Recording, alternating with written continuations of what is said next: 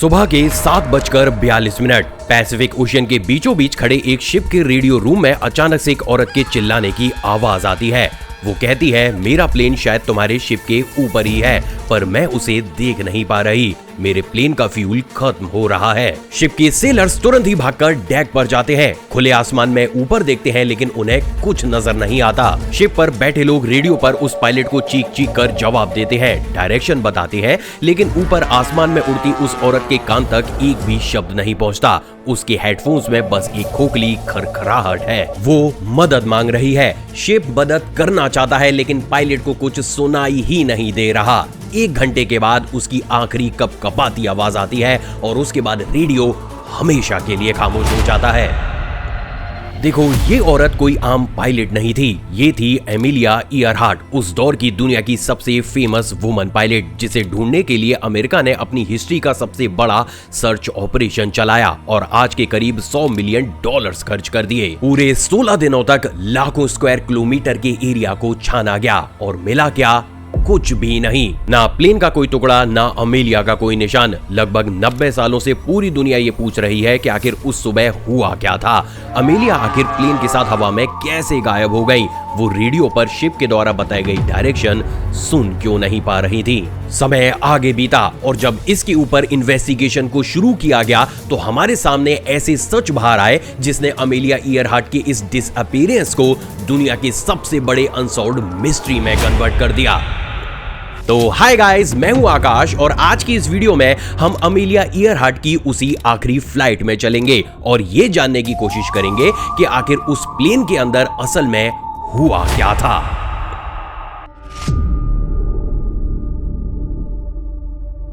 2 जुलाई 1937 की सुबह Pacific ocean के ऊपर उगते सूरज की रोशनी में एक छोटा सा प्लेन अकेला उड़ रहा है।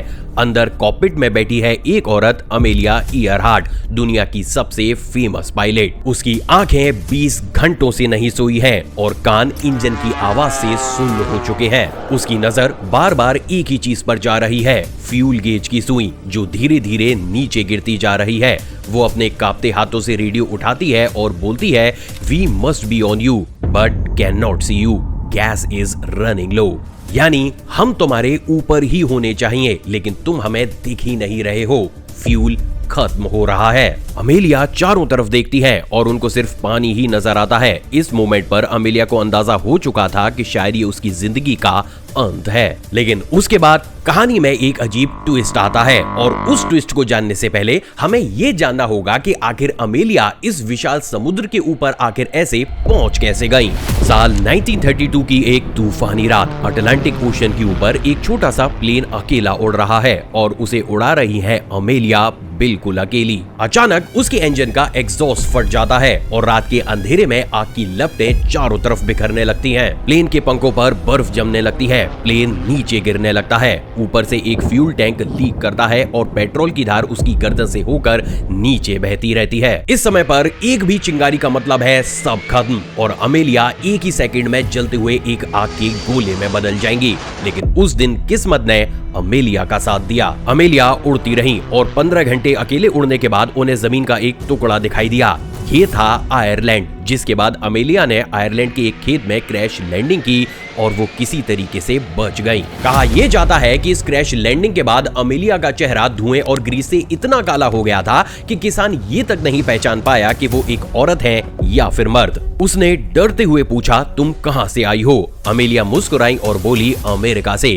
काश थोड़ा और जल्दी आ पाती। यही थी अमेलिया ईयरहार्ट। मौत उन्हें कई बार छू कर निकल चुकी थी, लेकिन इसके बाद 1937 में उन्होंने एक ऐसा सपना देखा जिसके बारे में किस्मत ने कुछ और ही लिख रखा था, क्योंकि यही सपना ही उनके अंत की कहानी लिखने वाला था।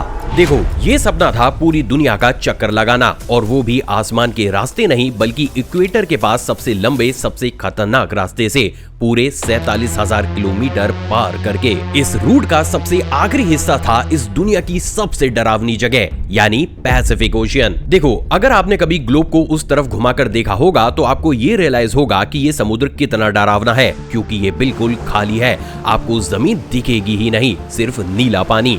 इतना बड़ा समुद्र कि उसमें पृथ्वी के सारे कॉन्टिनेंट्स डाल दो फिर भी जगह बच जाए। अब अमेलिया के साथ सबसे बड़ी प्रॉब्लम यह थी कि साल 1937 की टेक्नोलॉजी के हिसाब से कोई भी प्लेन एक बार में इतनी लंबी दूरी तक फ्लाई कर ही नहीं सकता था, और इसलिए उन्होंने अपने लॉकहीड इलेक्ट्रा प्लेन के साथ जो चेंजेस किए वो सुनकर आपकी रूह कांप जाएगी।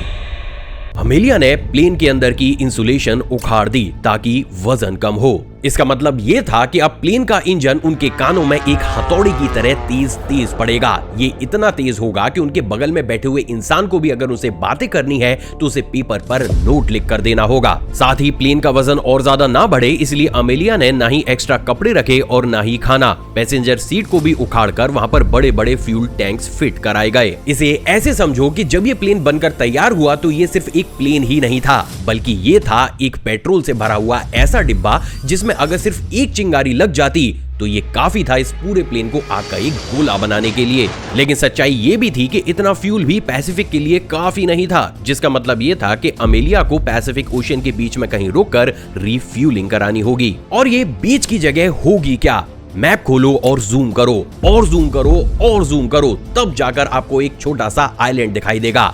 नाम है हाउलैंड आइलैंड, सिर्फ 2 किलोमीटर चौड़ा। ये प्रैक्टिकली पूरे पैसिफिक ओशन में रेत के एक कण के बराबर है। अब जरा खुद ये सोचिए कि बिना जीपीएस के, बिना सैटेलाइट के 1937 की टेक्नोलॉजी से समुद्र के बीच में रेत के कण जैसा एक टापू ढूंढना कितना मुश्किल भरा काम है, वो भी हजारों फीट ऊपर एक तेज उड़ते प्लेन में। लेकिन अमेलिया को यकीन था कि वो इस काम को कर लेंगी, क्योंकि इसके अलावा उनके पास कोई ऑप्शन भी नहीं था। देखो, सच तो ये है कि अगर वो इस टापू से सिर्फ 1 किलोमीटर भी इधर या फिर उधर होती तो फ्यूल का खत्म होना और अमेलिया का समुद्र में क्रैश होकर दर्दनाक तरीके से मरना पूरे तरीके से तय था। लेकिन देखो, अमेलिया के पास जो प्लेन था उसमें इन्हीं हालातों से लड़ने के लिए 3 हथियार भी मौजूद थे। पहला हथियार था नेविगेटर फ्रेड नूनैन। फ्रेड रात के सितारों के एंगल्स को नापकर बता सकता था कि प्लेन उस वक्त समुद्र के ऊपर एग्जैक्टली कहां है। इसे सेलेस्टियल नेविगेटर कहते हैं। दूसरा हथियार था हाउलैंड पर खड़ी एक अमेरिकी कोस्ट गार्ड का शिप इतास्का, जो प्लेन के पास आते ही आसमान में काले धुएं के बादल छोड़ता ताकि अमेलिया दूर से ही आइलैंड को पहचान ले। और तीसरा और सबसे इंपॉर्टेंट हथियार था रेडियो।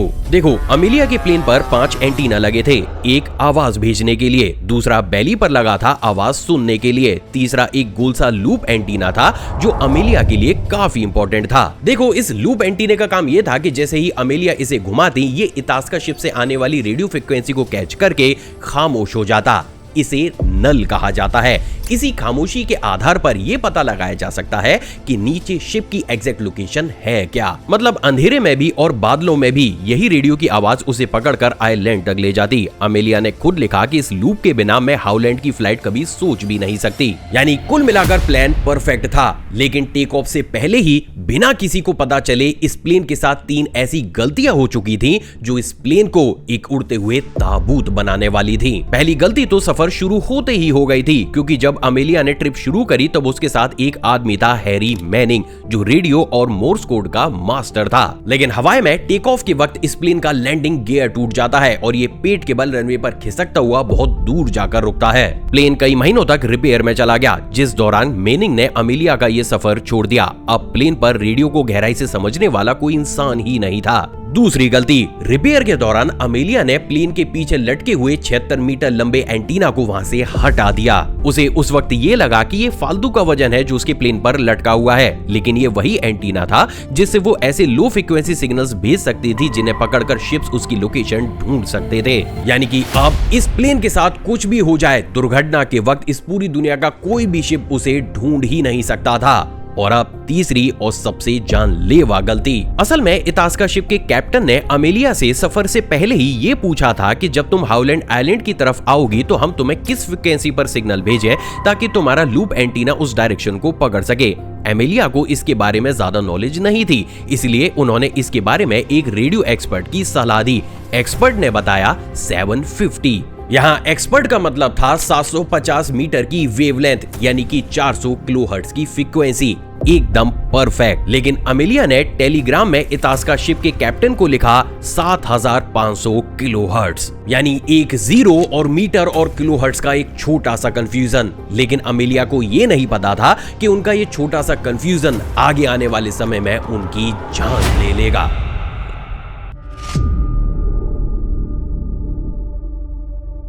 अब आते हैं 2 जुलाई 1937 की सुबह 10 बजे। ये है न्यू गियना का लेई एयरपोर्ट। यहाँ अमेलिया का इलेक्ट्रा प्लेन रनवे पर फ्यूल से ठसाठस भरा है।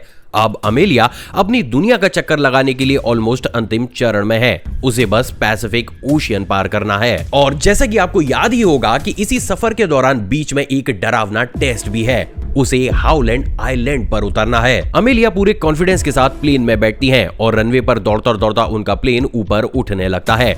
लेकिन प्लेन काफी भारी होने के कारण वो रनवे के खत्म हो जाने पर भी पूरी तरीके से हवा में ऊपर नहीं जा पाता और कुछ समय तक वो समुद्र की लहरों से टकराता है और तुरंत झटके में हवा में ऊपर उठ जाता है। अमेलिया को लगता है कि शायद किस्मत ने दोबारा से उनका साथ दिया, इसलिए रनवे खत्म हो जाने और प्लेन पूरी तरीके से हवा में ना उठ पाने के बाद भी वो डूबी नहीं और किसी तरीके से उड़ गईं। पर वो ये नहीं जानती थी कि इसी मोमेंट में कुछ ऐसा भी हुआ है जो आगे चलकर उनके इस मिशन को कंफर्म एक फेल मिशन में कन्वर्ट कर देगा। असल में इस एक्सीडेंट की वजह से प्लेन के पेट पर लगा बेली एंटीना जो बाहर से आने वाली फ्रीक्वेंसी को सुनता था वो लहरों से टकराकर टूट चुका था। इसी का नतीजा था कि जब अमेलिया के उड़ान भरने के सिर्फ 20 मिनट के बाद मौसम विभाग से वार्निंग आई कि समुद्र की जिस एरिया में अमेलिया है वहां पर हवाएं अनुमान से ज्यादा तेज है, तो ये वार्निंग अमेलिया तक कभी पहुंच ही नहीं पाई।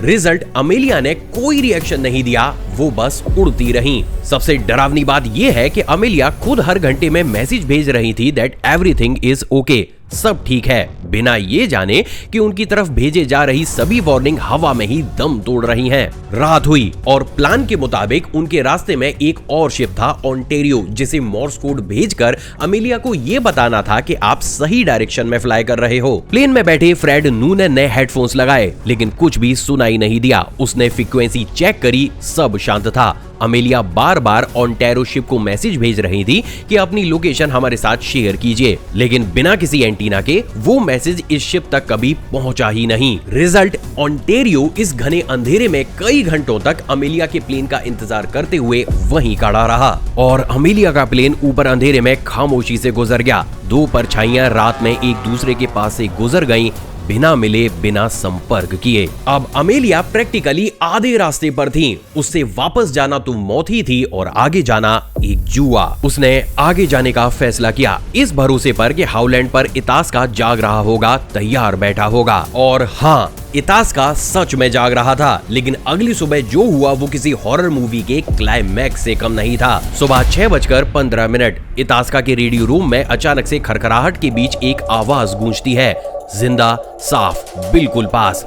अमेलिया, वो कह रही है कि मैं 200 माइल्स दूर हूँ। मैं माइक में विसल करती हूँ, मेरी डायरेक्शन पकड़ लो। इसके बाद एक लंबी सीटी की आवाज पूरे कंट्रोल रूम में गूंजती है। रेडियो मैन एक दूसरे का चेहरा देखते हैं। उनके माथे पर पसीना है क्योंकि उनकी मशीन उसकी आवाज की डायरेक्शन पकड़ ही नहीं सकती। अमेलिया हाई फ्रीक्वेंसी पर बोल रही हैं और हाई फ्रीक्वेंसी की एक बहुत डरावनी बात है। देखो, ये वेव्स आसमान में करीब 50 किलोमीटर ऊपर एक लेयर जिसे आयनोस्फीयर कहा जाता है उससे टकराकर वापस जमीन पर गिरती हैं, फिर समुद्र से टकराकर वापस ऊपर उछलती रहती हैं। ये प्रैक्टिकली एक भूत की तरह चारों तरफ भटकती रहती हैं। कोई नहीं बता सकता कि ये सिग्नल एक्चुअली में आया कहां से है। मतलब उसकी सीटी हर साथ, हर वक्त, हर तरफ से आ रही थी और कोई ये नहीं बता सकता था कि उसका एक्चुअल सोर्स है क्या। इतास्का ने जवाब में चिल्लाना शुरू किया, हम तुम्हें सुन रहे हैं, फ्रीक्वेंसी बदलो, जवाब दो। लेकिन वो सारे शब्द अमेलिया के टूटे हुए बेली एंटीना से टकराकर मर गए और अमेलिया के हेडफोन्स में सिर्फ सुनाई दी खरखराती हुई खोखली बेजान आवाज। 7:42 ये वो मोमेंट है जो आपकी रूह कपा देगा। इतास्का के रेडियो रूम में अमेलिया की आवाज इतनी जोर से फटती है कि फुल वॉल्यूम पर स्पीकर कांपने लगते हैं। आवाज इतनी पास कि सेलर्स भागकर डेक पर आते हैं और आसमान में प्लेन ढूंढने लगते हैं। उन्हें लगता है कि वो सिर के ऊपर ही है, बस अभी दिखेगा और अभी दिखेगा। और इस आवाज में अमेलिया कह रही है, we must be on you but can not see you, gas is running low. ये सारी चीजें देखकर उस शिप पर मौजूद हर एक इंसान डर के मारे सफेद पड़ जाता है। इतास्का के बॉयलर से फौरन काले धुएं का पहाड़ छोड़ा जाता है, इतना बड़ा कि कई किलोमीटर दूर से भी वो दिखे। लेकिन उस समय सुबह के आसमान में बिखरे हुए बादलों की काली परछाइयां भी समुद्र के ऊपर तैर रही हैं। इस कंफ्यूजन की वजह से धुएं और परछाई में डिफरेंशिएट करना किसी के लिए भी इम्पॉसिबल है। अमेलिया ऊपर प्लेन में है और उन्हें ये समझ में नहीं आ रहा है कि पानी के ऊपर उन्हें जिस चीज की परछाई दिख रही है वो धुएं की है या फिर बादल की। इस कंडीशन में उनके लिए ये पहचानना भी काफी ज्यादा मुश्किल था कि कौन सा आइलैंड है और कौन सा छलावा। वो वहीं कहीं थी, शिप से कुछ मिनट की दूरी पर, अपनी जिंदगी से कुछ मिनट की दूरी पर। 7:58 अमेलिया फिर बोली। इस बार उनकी आवाज में बेचैनी थी। We are circling, cannot hear you. Go ahead 7500। इतास्का उसी सेकंड 7500 किलोहर्ट्ज पर मोर्स कोड की एक लंबी डैशेस दागना शुरू कर देता है और प्लेन के अंदर बैठी अमेलिया की कानों में वो आवाज सुनाई देती है, बीप बीप बीप। 20 घंटे की मौत जैसी खामोशी के बाद जिंदगी की पहली आवाज। अब जरा उस एक सेकंड को सोचो, आंखों में आंसू, धड़कता दिल, कांपते हाथ उस लूप एंटीना की तरफ बढ़ते हैं। बस अब लूप घुमाओ, नल ढूंढो, डायरेक्शन पकड़ो और जिंदगी की तरफ मुड़ जाओ। वो लूप घुमाती हैं, लेकिन वो आवाज वैसी की वैसी ही रहती है। वो और घुमाती हैं, लेकिन आवाज नहीं बदलती। पूरा गोल घुमा देती है, लेकिन आवाज हर तरफ बराबर आ रही थी। नल कहीं नहीं है, साइलेंस कहीं नहीं है। क्यों? क्योंकि वो 7500 किलोहर्ट्ज की हाई फ्रीक्वेंसी पर है। जीरो की वही छोटी सी गलती जो टेलीग्राफ में अमेलिया के द्वारा लिखी गई। इतनी हाई फ्रीक्वेंसी पर वेव्स आयनोस्फीयर से उछलकर हर डायरेक्शन से आ रही थी और लूप एंटीना इस फ्रीक्वेंसी पर डायरेक्शन को पकड़ ही नहीं पा रहा था। वो सिग्नल उसे जो घर ले जा सकता था उसके कानों में किसी भूतिया आवाज की तरह गूंज रहा था। मैं यहाँ हूँ, नहीं यहाँ, नहीं इस डायरेक्शन में, नहीं उस डायरेक्शन में। उसने आखिरी बार मैसेज भेजा, मुझे तुम्हारा सिग्नल मिल रहा है लेकिन डायरेक्शन नहीं मिल रही। मेरी आवाज को पकड़ो और मुझे सही डायरेक्शन दो। इतास का जवाब में चीखता रहा, हम तुम्हारी आवाज की डायरेक्शन नहीं पकड़ सकते। लेकिन आप जानते हो, वो जवाब अमेलिया तक पहुंच ही नहीं पाया। अब गाइस, वो बात जो इस पूरे ही इंसिडेंट का सबसे बड़ा जख्म है। देखो, अमेलिया का लूप एंटीना सिर्फ डायरेक्शन ही नहीं ढूंढता था, वो आवाज भी सुन सकता था। उसके कॉकपिट में एक स्विच था जिसे घुमाकर वो अपना सुनना टूटे हुए बेली एंटीना से हटाकर लूप एंटीना पर ला सकती थी। एक स्विच उनके हाथ से सिर्फ कुछ इंचेस की दूरी पर था। अगर वो उस समय उस स्विच को घुमा देती तो इतास्का की हर आवाज उनके कानों में होती। इतास्का उन्हें बता देता फ्रीक्वेंसी गलत है, नीचे आओ, 400 पर आओ। वो लूप घुमाती, नल मिलता, डायरेक्शन मिलती और 30 मिनट के बाद उनके प्लेन के पहिए हाउलैंड की जमीन को छू जाते। इतिहास बन जाता। लेकिन अमेलिया को अपने रेडियो के बारे में ये पता ही नहीं था। लेकिन एक आदमी जो ये सब कुछ जानता था, यानी कि इतास्का का कमांडर थॉम्पसन, उसने ये सोचा कि वो इतनी बड़ी पायलट है कि वो अपने प्लेन के बारे में मुझसे भी ज्यादा समझती होंगी। मुझे उन्हें टोकना शोभा नहीं देता। यानी एक के पास नॉलेज नहीं थी और दूसरे ने रेस्पॉन्सिबिलिटी नहीं ली। इन दोनों के ही बीच इसी खामोशी में ऊपर आसमान में एक औरत गोल गोल चक्कर लगा रही थी, खत्म होते फ्यूल के साथ। सुबह 8:43 इतास्का के कंट्रोल रूम में आखिरी बार आवाज आती है। रेडियोमैन ने बाद में बताया कि उसकी आवाज अब पहले जैसी नहीं थी। वो कांप रही थी, वो टूट रही थी। ऐसा लग रहा था जैसे वो हर एक सेकंड चीख रही है या रो रही है। उसने कहा, we are on the line 157-337 running north and south. और इसके बाद रह गई रेडियो में सिर्फ एक अजीब सी खरखराहट। रेडियोमैन हेडफोन्स दबाए बैठे रहे। 1 मिनट, 10 मिनट, 1 घंटा, वो आवाज फिर कभी नहीं आई। इतास्का समुद्र में निकल पड़ा। फिर यूएस नेवी के जहाज आए, प्लेन्स आए। 16 दिन तक लाखों स्क्वायर किलोमीटर छाना गया। अमेरिकन हिस्ट्री का उस वक्त का ये सबसे बड़ा और महंगा सर्च ऑपरेशन था। आज के हिसाब से करीब $100 मिलियन का। और मिला क्या? कुछ भी नहीं। प्लेन का एक टुकड़ा भी नहीं, फ्यूल का कोई धब्बा भी नहीं, एक सिंगल जूता तक नहीं। पैसिफिक ने अमेलिया ईयरहार्ट और फ्रेड नोनेन को ऐसे निगल लिया जैसे वो कभी थे ही नहीं। तो सवाल ये है कि फिर असल में हुआ क्या था? देखो, सबसे मजबूत एक्सप्लेनेशन जिसे ज्यादातर एक्सपर्ट्स और यूएस गवर्नमेंट मानती है वो है जो एविडेंस कहता है। फ्यूल खत्म हुआ, प्लेन हाउलैंड के आसपास समुद्र में गिरा और कुछ ही मिनट में हजारों मीटर गहरे अंधेरे में डूब गया। लेकिन 2 थ्योरीज आज भी जिंदा हैं। लेकिन ये ध्यान रखिएगा कि ये सिर्फ थ्योरीज हैं, साइंटिफिक एविडेंसेस नहीं। पहली है निकुमारो थ्योरी, जो ये कहती है कि अमेलिया उसी 157-337 लाइन पर दक्षिण उड़ती रही और एक सुनसान आइलैंड पर क्रैश लैंड कर गईं। वहीं पर ही वो अकेली प्यासी मदद मांगती रही, कोई मदद नहीं पहुंची और उनका देहांत वहीं हो गया। उस उस आइलैंड पर 1940 में एक इंसानी कंकाल भी मिला था और 2018 की साइंटिफिक स्टडी ने ये कहा कि उन हड्डियों के मेजरमेंट्स अमेलिया से मिलते जुलते हैं, लेकिन वो हड्डियां रहस्यमय तरीके से गायब हो गईं और डीएनए टेस्ट कंडक्ट तक नहीं हुआ। दूसरी थ्योरी ये है कि उसे जापानीज फोर्सेस ने पकड़ लिया था, लेकिन इसका कोई क्रेडिबल सबूत आज तक भी नहीं मिला है। 2024 में एक डीप सी कंपनी ने समुद्र की तलहटी में प्लेन जैसी शेप ढूंढने का दावा किया था, जो बाद में सिर्फ चट्टानें निकली। यानी आज तक भी कोई अमेलिया और उसके प्लेन को खोज नहीं पाया है। हमें तो आज तक ये भी नहीं पता कि क्या वो पैसिफिक में क्रैश करी थी या किसी आइलैंड पर। और जानते हो इस कहानी का सबसे डरावना मोमेंट क्या है?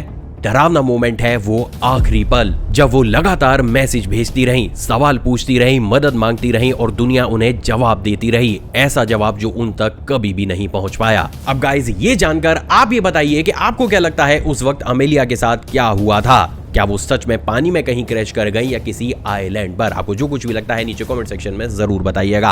अगर आपको गाइस मेरी या मेरी पूरी टीम की मेहनत पसंद आई हो तो इस वीडियो को लाइक जरूर कीजिएगा। चैनल पर नए हैं और विद प्रूफ इन्हीं तरीके की मिस्ट्रीज डॉक्यूमेंट्री देखना पसंद करते हैं तो चैनल को सब्सक्राइब कर उस बेल आइकन को प्रेस जरूर कीजिएगा। इसके साथ ही मैं आपको ये रिकमेंड करूंगा कि अभी आपकी स्क्रीन पर आपको जो वीडियो दिख रही है ना भाई, इसे भी चेकआउट जरूर करना, क्योंकि ये भी अपने आप में काफी इंटरेस्टिंग है। मिलते हैं एक और एपिसोड में, जब तक खुश रहिए और दूसरों को भी खुश रखिए।